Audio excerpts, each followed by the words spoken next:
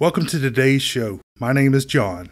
As always, you can subscribe to the show on Apple Podcasts, formerly known as iTunes, or follow the links to social media in the podcast show notes. So please subscribe when you're finished listening. You can also go to snarkymoviereviews.com to read notes, bios, and other random movie thoughts. It's been a heck of a week. My site got hacked, and I'm broadcasting to you live from a hotel somewhere in Florida. Today's movie is The Time Machine, 1960. This is a great science fiction movie, and it's certainly one of the best time-traveling movies ever made.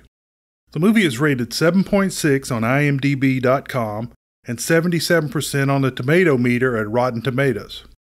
This film won an Oscar for Best Effects, Special Effects for Gene Warren and Tim Baer.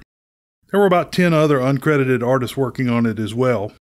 I just assumed it was Ray Harryhausen. Go figure. At the time the movie was released, New York Times Films critic Bosley Carruthers said, "The drama, for all its invention, is creaky and a bit passé." I don't feel that way at all. This movie is great fun to watch, and it captures a lot of time-traveling tropes. Amazingly, this film only covers 6 days. December 31st, 1899, January 5th, 1900, September 13th, 1917, June 19th, 1940, August 19th, 1966, October 12th through 13th, 802,701.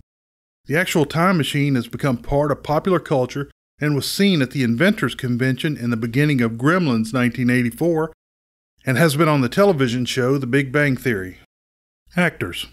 Right, and I'm a Shakespearean actor. Rod Taylor played the time-traveling H. George Wells. Taylor was covered in Episode 28, World Without End, 1956. Whit Bissell. Wait, why are you saying it like that? What? Whit Bissell. Yes, what? Why are you saying it like that? Whit Bissell played Walter Kemp. Bissell was first covered in Episode 30, Birdman of Alcatraz, 1962. Bissell played Lieutenant General Kirk in the television series The Time Tunnel, 1966-67, which was inspired by this movie. Bissell was also in The Time Machine, 1978, a made-for-television movie. The great voice talent, Paul Frees, was uncredited as the Talking Rings. "My name is of no consequence." Frees was first covered in Episode 102, Earth vs. the Flying Saucers, 1956. Alan Young played David and James Philby. Young was born in England in 1919. The family moved to Scotland and later Canada. A sickly youth, Young spent a lot of time listening to the radio. Young started performing on the radio by the age of 13, and by the time he was 17, he was writing and acting on the Canadian Broadcasting Corporation. The show became popular in the U.S. from 44 to 49 before it was canceled. Young worked in the American theater until he landed The Alan Young Show 1950-53 on CBS. He also began appearing in movies such as Mr. Belvedere Goes to College 1949 and Chicken Every Sunday 1949. Young continued to work in television and make movies. Notable films include Andercles and the Lion 1952 and Tom Thumb 1958. However, everything changed when he was cast in The Time Machine 1960. The next year, he started working on the television show Mr. Ed, 1961-66, which covered the madcap adventures of Wilbur, Alan Young, and a talking horse, Mr. Ed. Young continued to work in television and film, including doing the voice of Scrooge McDuck in Disney films. Unfortunately, he was the only member of the original The Time Machine 1960 to appear in the god-awful The Time Machine 2002. I've said it before and I'll say it again. Since I watched that 2002 version, I have been trying to build a time machine to get my 2 hours back. Young was quite well off because he received residual payments from Mr. Ed. He passed away in 2016 in California. As a note, the makeup man for Mr. Ed was Jack P. Pierce, who created most of the looks of Dracula, Frankenstein, and the Hunchback. Yvette Mimieux played the not-too-bright future girl, Weena. Yvette was born in California in 1942. Yvette had a French father and a Mexican mother. Since 1958, Yvette has amassed 50 television and film credits. She is best known for 6 movies, which are The Time Machine 1960, which was her first, Where the Boys Are 1960, Toys in the Attic 1963, Monkeys Go Home 1967, a nice Disney movie about using simians to pick grapes in Italy, Jackson County Jail 1976, and The Black Hole 1979. It seems her specialty is being a beautiful, naive victim. Yvette studied anthropology at UCLA and has excavated on several digs. She lives with her husband, who is a famous National Geographic photographer, and they may or may not own a resort in Mexico. Sebastian Cabot played Dr. Phil Hillier, a pain-in-the-ass friend of H.G. Wells. Cabot was born in England in 1918. Cabot has a very interesting story for someone who is known for playing sophisticated characters. He was born into modest conditions and had a strong Cockney accent. His father died when he was 14, and Cabot began working as a garage helper. He worked as a chef and for 3 years as a professional wrestler. He was injured during his wrestling career. During World War II, Cabot entertained troops. After the war, he went to work on the stage primarily. Cabot had begun appearing in films by 1935, but his first big film was really The Time Machine 1960. Cabot also had a great career in Disney movies, voicing Sir Ector in The Sword and the Stone 1963, Bagheera the Panther in The Jungle Book 1967, and as the narrator of Winnie the Pooh. However, he is best known for Family Affair 1966-71, where he played a stuffy gentleman's gentleman to bachelor Bill Davis, Brian Keith, who became the guardian of 3 children. Cabot died in 1977 in Canada. Story. Let me explain. No, there is too much. Let me sum up. This movie begins with clocks and other timing devices floating through space with a constant ticking sound. Big Ben chimes 7:30 and the credits roll. Scottish, Mr. David Philby, Alan Young, closes his dress shop and runs across the street, almost getting mowed down by a bicycle. It is London in the late Victorian era. He is led into the house of his friend, who lives just across the street, by the housekeeper, Mrs. Watchett, Doris Lloyd. Did you get that her name was part of a derivative of watch? 3 stodgy British men are waiting at the table. On the table are several ticking clocks. They are Walter Kemp, Whit Bissell, Anthony Bridewell, Tom Helmore, and the snottiest of all, Dr. Philip Hillier, Sebastian Cabot. Hillier must be mad because all the other nannies are picking on him. Good Scottish friend James Philby is also in attendance. About this time, clocks all over the house start clanging and chiming. All the men are mad that their host, H. George Wells, Rod Taylor, is not present. The housekeeper brings a note from George with the instructions that they are to be served at 8 p.m. whether he is there or not. The group just gets seated when George stumbles in with his clothes torn and singed. George takes a drink and Philby tells him to relax because he has all the time in the world. George calms down and begins to recount the tale of the last time the group met, 5 days prior, on New Year's Eve, 1899. Presumed to be the last day of the century, but we now know that the last day is not until December 31st, 1909, or there wouldn't be a movie called 2001: A Space Odyssey 1968. Anyway, the group is together on New Year's Eve, 1899, and George shows them a box which he says contains the results of 2 years' work. They have a class on the 4th dimension, left, right, front, back, up, down, and time. When I speak of time, gentlemen, I'm referring to the 4th dimension. Go on, George. Well, the difficulty in explaining the 4th dimension is that it cannot be seen or felt. If you don't mind, George, would you refresh me on the first 3 dimensions? Oh, really, Philby? Surely they taught you something at school. Suppose you explain it, Doctor. Huh? Time is the one you can't control. George makes a large production of pulling a small model of a time machine from the box. I have to say his friends are all assholes, except Philby. George bends a cigar into the shape of a man and sits it in a tiny seat. He hits the switch on the control panel. The disc in the back begins to spin and all the glass begins to rattle as the temporal wake is formed. Finally, the machine vanishes. George makes it clear that it has gone into the future but is still in the same space. Since there is no one to pull the lever back, the machine should travel forever into the future. Jesus Christ, Doc, you disintegrated Einstein. His, quote, friends all think they have witnessed a magic trick. George says he wants to go forward in time, but Dr. Hillier assures him the future is fixed and cannot be changed. Unable to see the true potential, the men begin to ask about the commercial aspects of the machine and how it could help with the Boer War, which the British are currently losing in South Africa. Philby quietly waits behind as the three scoffers leave. George is despondent that no one sees his vision. George goes back into the house and Philby tells him that he is worried about him. Philby asks George why he's so interested in time. George talks about his distaste for the wars that are going on in their time. George also says he is going to the future. Philby calls it a trick even though he knows it's real. Philby urges him to destroy the machine because of the dangers to humanity. Philby invites George to his house, but when George refuses, Philby asks George not to go out that night. George says he won't walk out the door. I see what he did there. George tells Philby to come to dinner in 5 days. Anyway, they leave friends. George tells Mrs. Watchett to take the night off and leaves a note that will be read in the future. George hurries to his laboratory, where a full-size time-traveling machine is waiting. The room is kind of a three-season room and has a nice window view. George lights a candle and then sharpens the control lever for his machine. I don't really know what that does. The circular disc on the back of the machine has 365 rivets, one for each day of the year, except in a leap year, of course. George slowly pushes the lever forward and is encased in the wake. He thinks nothing has happened until he sees the clock and that the candle has burned shorter. His watch in the machine shows only a few seconds. As he goes forward in time, he sees the sun cross the sky every second, a snail moving at great speed, and flowers opening and closing.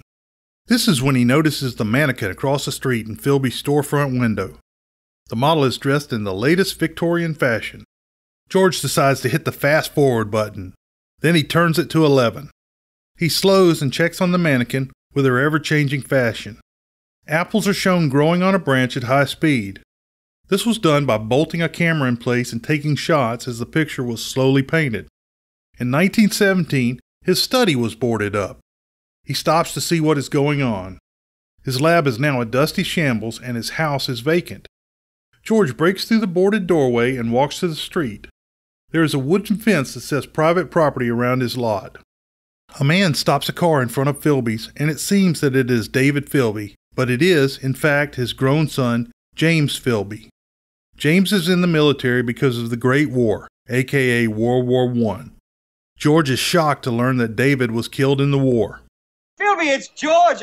Well, I must say I expected a little more enthusiastic a greeting. I think you're confusing me with my father, sir.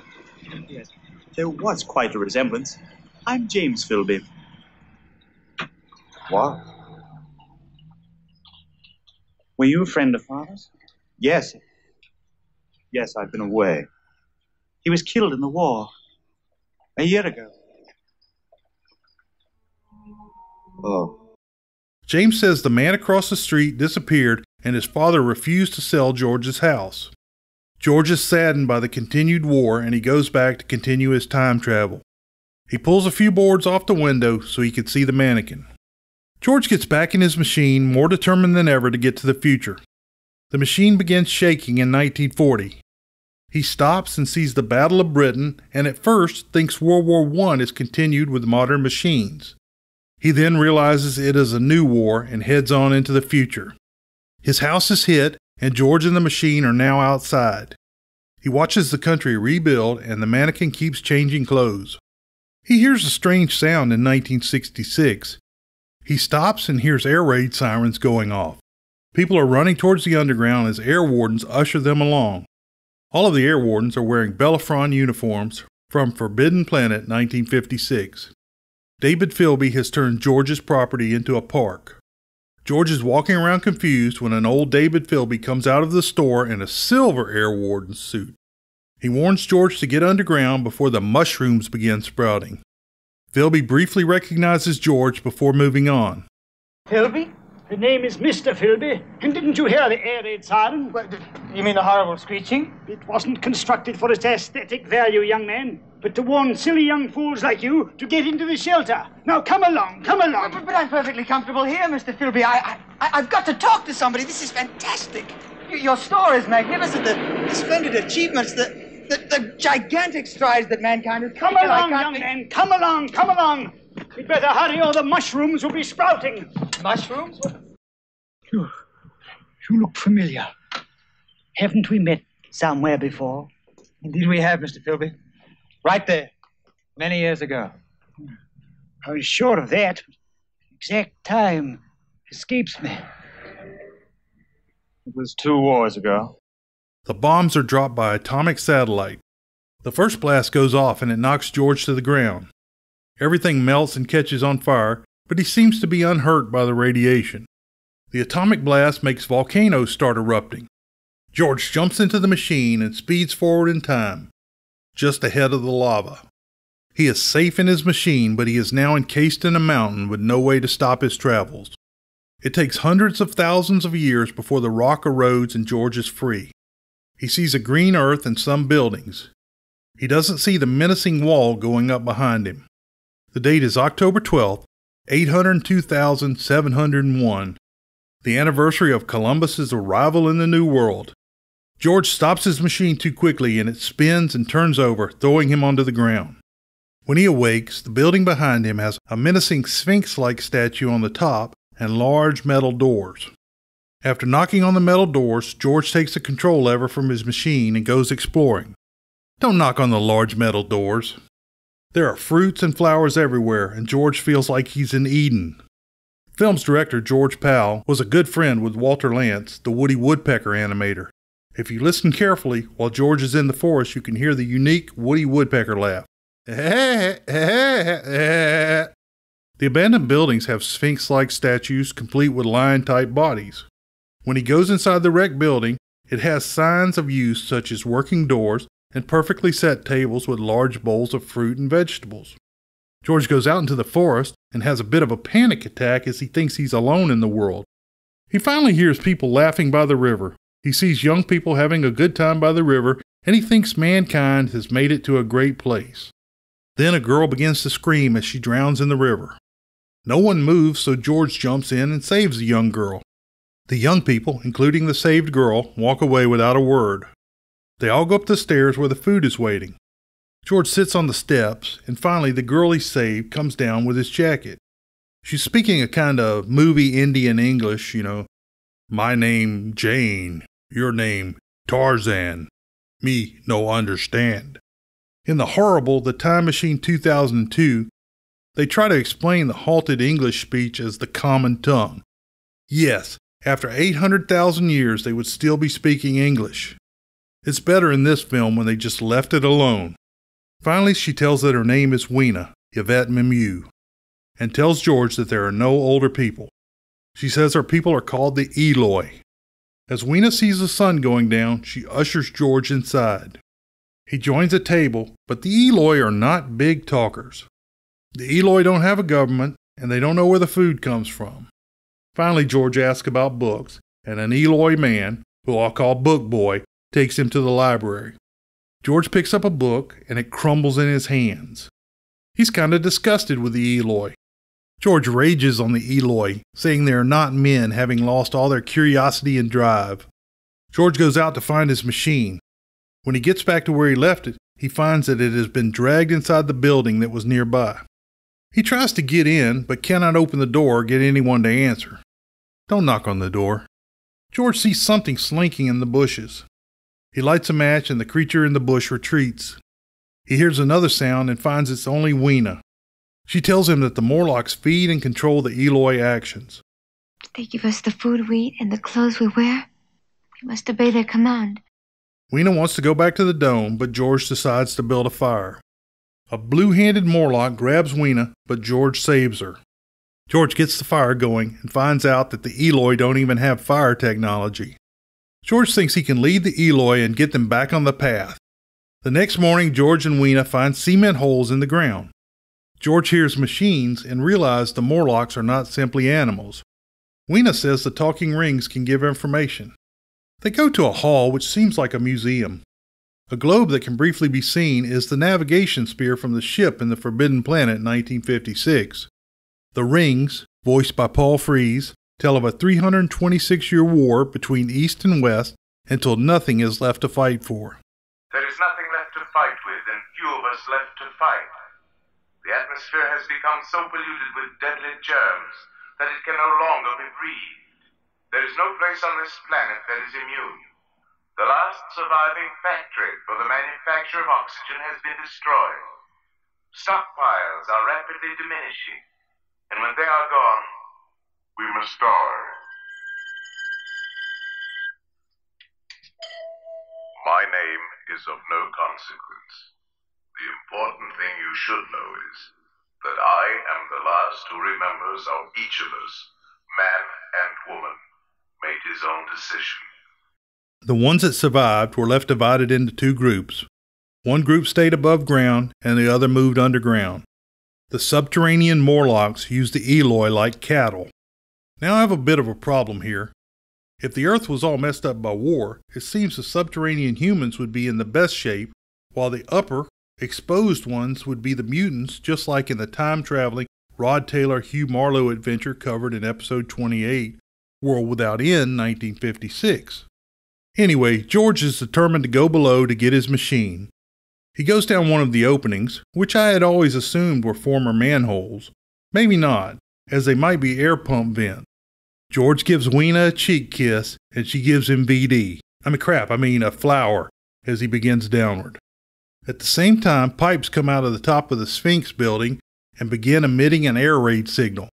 Weena and all of the Eloi go into a trance and begin walking towards the metal doors that are now open. George frantically looks for Weena, but everyone is a blonde, so he can't find her. George sees Weena go inside just as the sirens stop and the doors close. George rages on the Eloi again. An Eloi man says it's all clear and nobody ever comes back.